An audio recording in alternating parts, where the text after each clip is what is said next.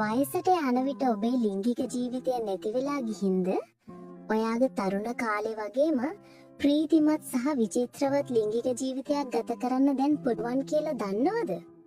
ඒ සඳහා උපකාර කළ හැකි උපදෙස් 6ක් අද මම ඔයාලා සමග බෙදා ගන්නවා. අංක 1. පෙරකෙළිය. වයසට යද්දී ලිංගිකව උද්දීපනය වෙන්නේ ගොඩක් හිමින්. තරුණ වියමින් ශනික උද්දීපනය වෙන එක අඩුයි. ඒකට විසඳුම තමයි පෙරකෙළිය කියන්නේ. පෙරකෙළිය කියන්නේ පහනක් දල්වනවා වගේ වැඩක්. පහනක් එකපාරටම දැල් වෙන්නේ නැහනේ. මුලින්ම තෙල් දාලා, තිරියක් දාලා, පත්තු කරලා පොඩි වෙලාවක් ඉන්න ඕනේ. ඊට පස්සේ තමයි ආලෝකය හොඳින් එන්නේ. ඒ වගේමයි ශරීරයත් එකතු වෙන්න කලින් සූදානම් කරන වෙලාවක් ගන්න ඕන.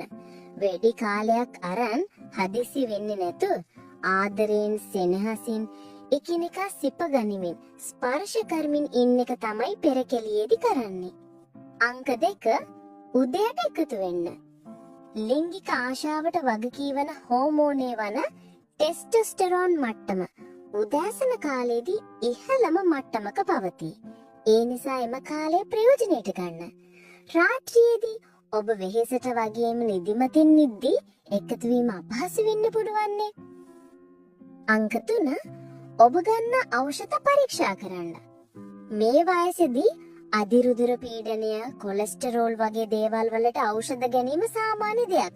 එහෙම කරන්නේ ශරීරයේ රෝග සුව කරන්න.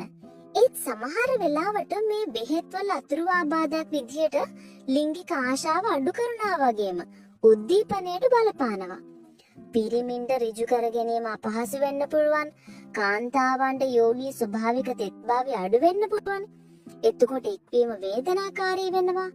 වැදගත්ම දේ මේ බෙහෙත් ගැනීම නවත්තන්න එපා. ඔබේ ආශාව අඩු වෙලා නම් වෛද්‍යවරයාට කතා කරන්න. එවිට ඔබේ තත්ත්වය අනුව උද්දීපනය වැඩි කරගන්න සුදුසු බෙහෙතක් හෝ වෙනත් විසඳුමක් ලබා ගන්න ඔවුන්ට පුළුවන්. අංක 4. ආධාරක භාවිතා කරන්න. වයසට යද්දී අපේ ශරීරය දුර්වල වෙන්න පුළුවන්. දනහිස් කැක්කුම, කොන්දේ වේදනාව හෝ මහන්සි ඉක්මනින් එන්න පුළුවන්.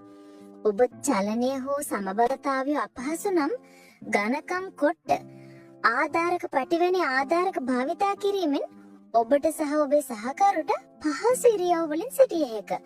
ඝනකමින් වැඩි කොට යදාගත්තම පිටේ හෝ බෙල්ල වේදනාවක් නැතුව හොඳ ඉරියව්වක් තියාගන්න පුළුවන්.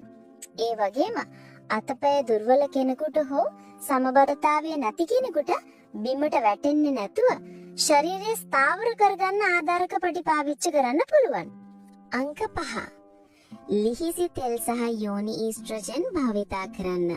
වයසට යද්දී විශේෂයෙන් උසස් වීම නැවතුණු කාන්තාවන්ට යෝනියට ස්වභාවිකව ලැබෙන තෙතමනය අඩු වෙනවා.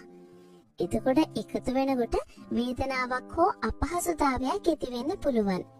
ඒ නිසා ආශාවත් අඩු වෙනවා. ලිහිසි තෙල් කියන්නේ එකතු වීමට කලින් පාවිච්චි කරන තෙල් වගේ තියරයක්. මේකෙන් යෝනි මාර්ගයේ පිටින් తాවකාලිකව ලිහිසි කරනවා. වේදනාව නැති කරලා එකතු වීම ඉතා පහසු සහ ප්‍රියජනක කරනවා. ඒක හරියට යන්ත්‍රයකට තෙල් දානවා වගේ. එතකොට එය පහසුවෙන් කැරකෙනවා. වේදනාව විඳගෙන ඉන්න නැතුව ලිහිසි තෙල් හෝ යෝනි ඊස්ට්‍රජන් ගැන ඔබේ වෛද්‍යවරයාගෙන් විමසන්න. අංක 6. මානසික තෘප්තිය කෙරෙහි අවධානය යොමු කරන්න. වයසට යද්දී සමහර පිරිමින්ට ඍජු කර ගැනීමේ ගැටලු ඇති වෙන්න පුළුවන්. මේ ඊටමත් සාමාන්‍ය දෙයක්. නමුත් ඔබ දන්නවද? ඍජු වීම නැතුවත් තෘප්තිය තවමත් ලබා ගත හැකියි. ඔබ දෙදෙනාටම සතුටක් දෙන ශරීරයේ වෙනත් ස්ථාන ගවේෂණය කරන්න. කන, බෙල්ල, තොල් හෝ අති ඇතුල් පැත්තවල තැන්. ඒවා ස්පර්ශ කරන්න, සිප ගන්න, අත ගන්න. අරමුණ වෙන්නේ එකිනෙකාට ආදරය ප්‍රකාශ කිරීම සහ ශාරීරිකව සතුටක් ගැනීම පමණයි. අවසන් වශයෙන් මතක තියාගන්න හැම දෙයකම ප්‍රධාන වෙන්නේ හොඳ මානසික සෞඛ්‍යයි. ආදරයෙන් සහ විවෘත මනසකින් කටයුතු කළොත් ලිංගික ජීවිතය හැමදාම ප්‍රීතිමත් වෙයි.